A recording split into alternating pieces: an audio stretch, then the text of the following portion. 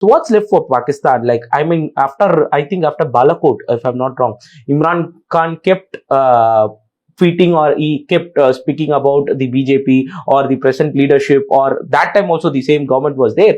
So what's left to the Pakistan and the present leadership? And can we expect a Balochistan in upcoming days? Because because we went in stride and strike. We took an airstrike, and it was huge thing which we did. Not from the border areas itself. We were close to Lahore. We were close to Islamabad and many other places. So what's left for Pakistan in the upcoming days? Pakistan is trying to bargain, like Zelensky, trying to buy as much time as possible. Pakistan at the end of the day is not doing economically very well.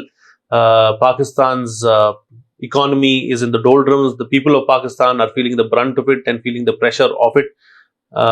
The saber rattling between India and Pakistan has to continue, especially for the ISI and certain elements within the Pakistani army, because if this does not happen with India, then they have nothing to do. And so this will continue, because there are a lot of people's political careers, a lot of people's lives, a lot of people's heft, power, etc. that are dependent on this.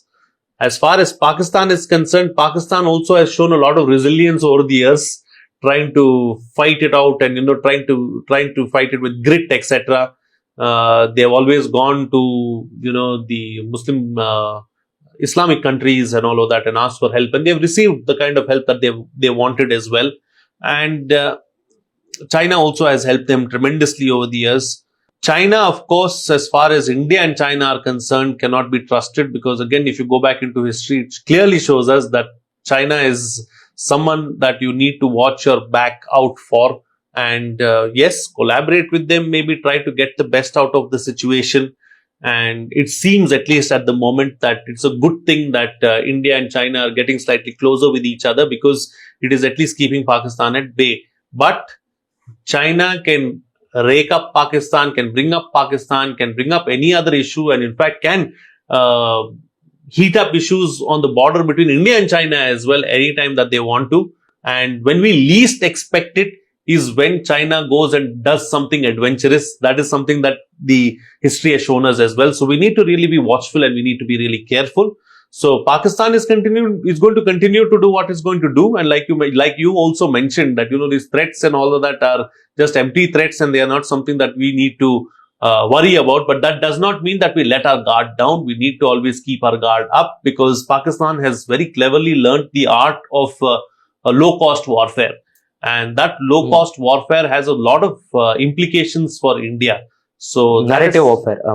Narrative warfare is one thing, but even low-cost warfare, that they are using time and again, send two or three terrorists here and there to kind of terrorize the people, which they very, very successfully did with regards to Pahalgam. Right? So those kind of things that we need to be aware of. In fact, even I am of the opinion that Pahalgam shouldn't have happened at all. We shouldn't have allowed it to happen. Exactly. So Pakistan is going to continue to do these kind of things. How prepared are we? How vigilant are we going to be? How well is our intelligence and security apparatus going to deal with this? Are we going to put an end to it before it happens as well? A few months ago, before the Pahalgam attack itself happened, I was speaking somewhere, I don't remember where, and I was very proud and I was very happy about the fact that, after the Mumbai terror attacks, there hasn't really been a major terror attack, so to speak, on Indian soil. Of course, there was Pathankot and all of all the these others. are border areas. Not just border areas. The Pathankot and all of that was more on military establishments, not civilians. Uri, not civilians. Uri, Pathankot, etc. were military establishment, not civilians. So after 26/11, no real civilian attacks, so to speak, other than a few incidents here and there. Of course, those also should not have happened in Kashmir. Right? So this was a major, really, attack or major event that took place. So I was saddened, deeply saddened by that.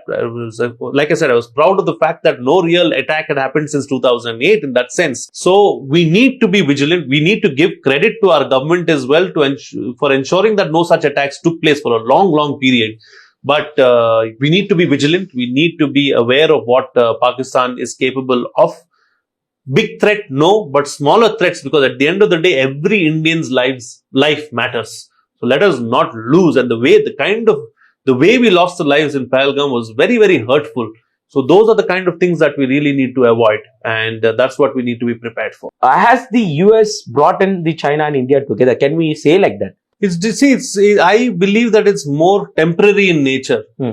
Right now, India and China are facing the brunt of what the United States and Trump has been doing, and hence it is easy for us to come together, right? And that is something that helps both the countries as well. But like I said, India can be trusted. India can become a natural ally to anyone because of the nature, because that's how our nature is. But can China be trusted? China can't be trusted. That is the problem. So as far as China is concerned as well, we can't let our guard down. We need to be vigilant because China is capable of doing anything and everything. And like I mentioned earlier as well, when we least expect it is when China can do something, and that is what is going to hurt us the most because it will feel like a knife in the back. And that can happen at any point in time. So yes, India and China have gotten closer together. In fact, Russia is also in the mix of things, and Russia becomes a natural ally and partner and natural companion really as far as India and China are concerned because of everything that's happening in the West. It's a great alliance. It's a great alliance on paper. How long can we make it work is the question. If it is something that we can make work, you're going to see a bipolar world. Okay, I'm going to go to the extent of saying that we're going to see a bipolar world where we have on the one side you have the US and maybe its partners in the EU, and the other side you have countries like Russia, India, and China. And already there is an RIC. RIC is there, but it's not working on the collaboration between the two countries is not at that kind of a level. Everyone got their own priorities. Yes. Russia went to war, and yes. we have our own priorities. So it was. So whereas the Europeans and the Americans, despite their differences in the recent past and all of that, they work as a well-oiled, cohesive unit. You can't say the same about Russia, India, and China. The RIC partnership or alignment that we have, it is not a well-oiled, cohesive unit. And we are not doing anything together in that sense as far as global outreach or a global program is concerned. So, but it can be formidable. It's something that can work wonders as well. And throw into the mix Brazil too, so it is something that has promise. It is something that the United States and the European Union also understand that this, if it happens, means trouble for us. They will not let it happen.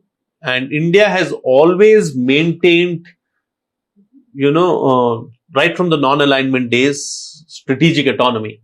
So that is going to be the center focus of our diplomatic outreach or diplomacy, so to speak. So I don't see it going beyond the point. It is good to come together now to try and, offset the tariffs that the United States has imposed.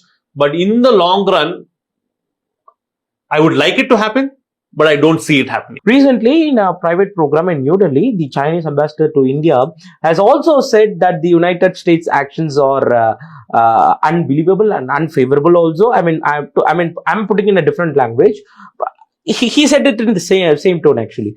And the foreign minister was there, and our external affairs minister Dr. S. Jaishankar also went and met President Xi, and Prime Minister's meeting for going for the SEO summit over there, and a lot of things are taking place. And can we say that in a way that both the sides are trying to rebuild the relationship?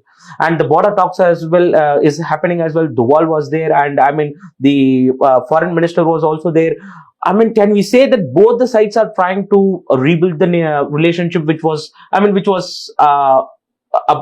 a little away from each other? There's no doubt about it that both nations are trying to build the relationship and trying to sort out, because it has been said on many occasions that this century is Asia's century, and more so India's and China's century.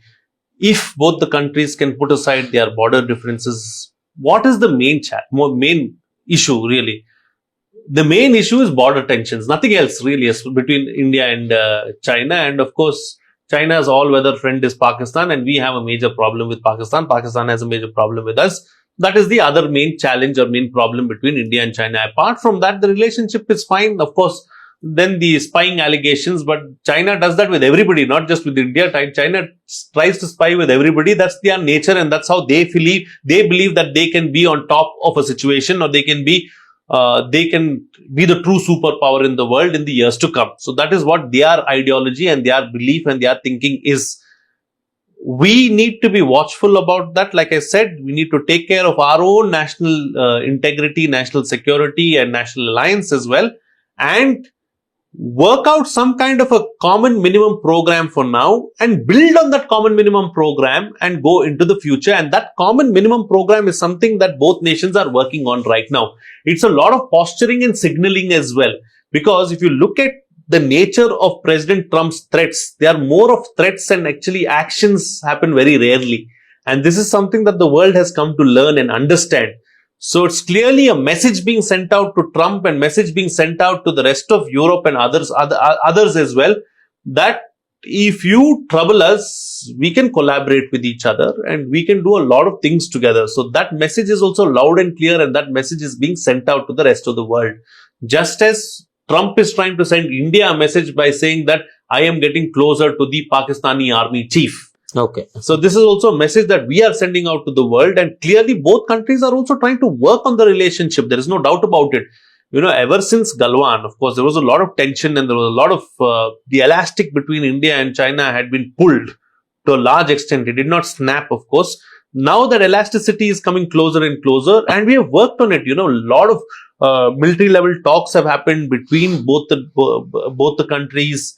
They have tried to figure out what needs to be done. India is now talking about, trying to bring about a permanent solution to the border issue between India and China.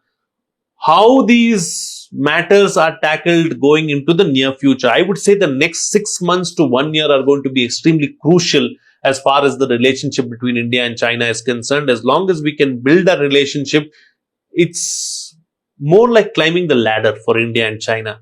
Say we are at the bottom of the ladder now. We can't go right to the top. How do you reach on top of the ladder? You climb each step. So along the way, we need to work on, shorter goals and saying that this is our first goal, this is our second goal, this is our fourth goal, seventh goal, eighth goal, 10th goal, and pick up the relationship in that manner. So steps up the ladder, achieving each target along the way is the way to go forward for India and China.